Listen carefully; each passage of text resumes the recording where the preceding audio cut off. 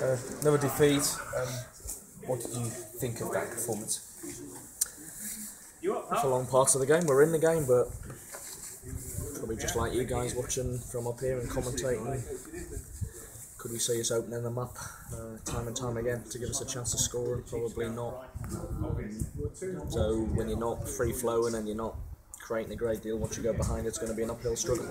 But we conceded a poor goal. We got good possession deep into the opposition half. Give the ball away cheaply and they hit us with a sucker punch. So that puts us on the back foot. We've had a go. No question with the application or the attitude.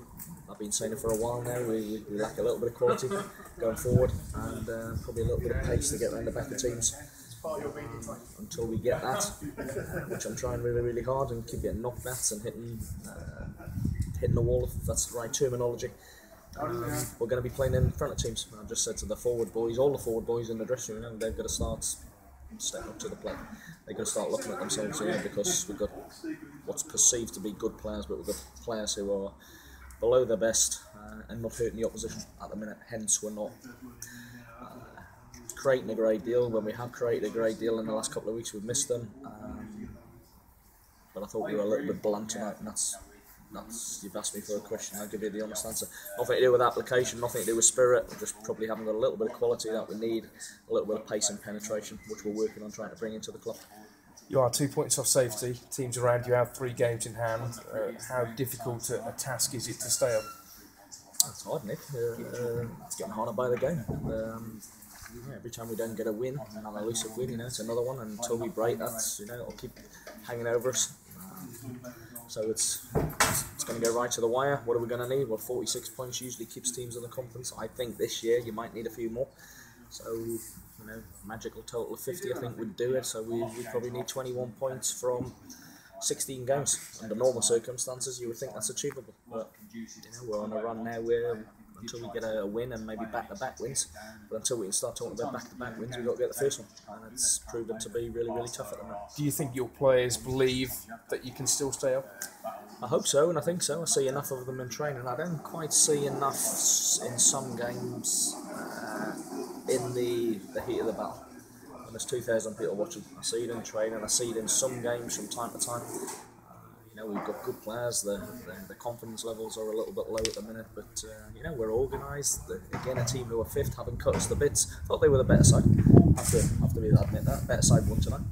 But we haven't been embarrassed. We haven't been beat by a cricket score. We haven't been out of the game at half time. But that's a story of us. And until we can get 2 or 3 a little bit of sprinklings of quality with pace, penetration, and freshness. So I think the belief's still there. But the best way to do something about it is to get a few fresh faces, because 3 or 4 fresh faces haven't been involved in a run 14, 15 games. They'll know about it, but they haven't been involved, and that can lighten the load a little bit. So we've got a couple of days. I'm close to 1 or 2. I've been saying that for a couple of weeks. Keep getting. It's probably been the most frustrating month of my career in terms of signing people, but we'll keep going.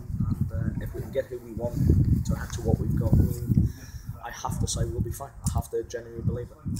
Are we starting to see with Steve Jones's 4-match ban the lasting impact of that now? How much of a concern is his form in particular? I don't want to single anyone out, but Steve's one. You've asked me a question, so I'll answer it directly. Steve's hasn't hit the heights that we know he can. He's got his job. He's 35. He's just gone through a house move. Which takes strain. He's got 1 or 2 bits and bobs to be dealing with away from the game. So, it's a decision I've got to make.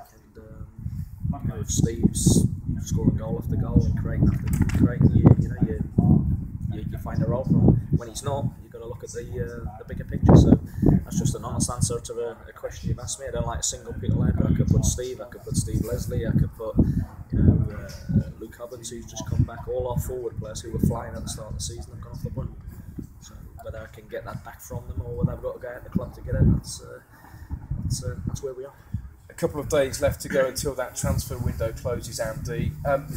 Can you give fans any hope? Or maybe you need hope yourself. You say you've come up against brick walls in the transfer market, but what type of players are you looking for? Are you looking at young professionals like Richard Pennicott, or are you looking for more experience? Well, we keep changing. To be honest, 3 weeks ago I wanted experience. But what I'm finding, I'm getting really frustrated. I'm getting annoyed with players and agents. What I will say, experienced players, for whatever reason, don't want to come. I can dress that up as best as I can. They either don't want to come down to part-time, or they don't want to be perceived to drop out of the league or from a top conference side. And that slightly annoys me, because I've been a player and I just want to play. And I'm speaking to people who aren't in the team's first team, and are even the managers are saying we'll let you have them. But the players or the agents are saying I'm onto what I would say is a very good confident striker with a proven goal record. His club says we can go. I know what I've got to pay for him. I want to do it. I've got the agents saying they want to wait, and they'll probably want to wait not only for the next couple of days, they want to wait till the week after the window opens again. So that's for a conference strike. That's for a conference with a proven goal scoring record at conference level. So if I can't get the experienced players to come to Telford for whatever reason that is, I've got to go with youth and hunger and pace. What I will say, I would sooner have a young player who's got his career ahead of him and he's fighting for his future, rather than someone that uses AFC Telford United as a backup. And what I'm hearing from a couple of experienced players is they'll come to us if nothing comes out. And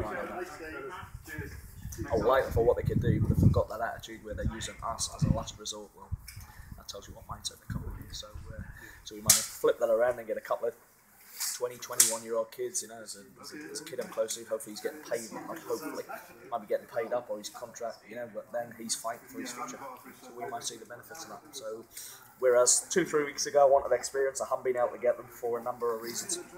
We might have to go the other way, where we get youth and hunger and energy and commitment, and people, let's put it on the line, people who want to play for AFC Telford rather than using us as a backup. I've had a couple of players in the ranks this year that have used us as, what's the best way to say it, as not their main resort.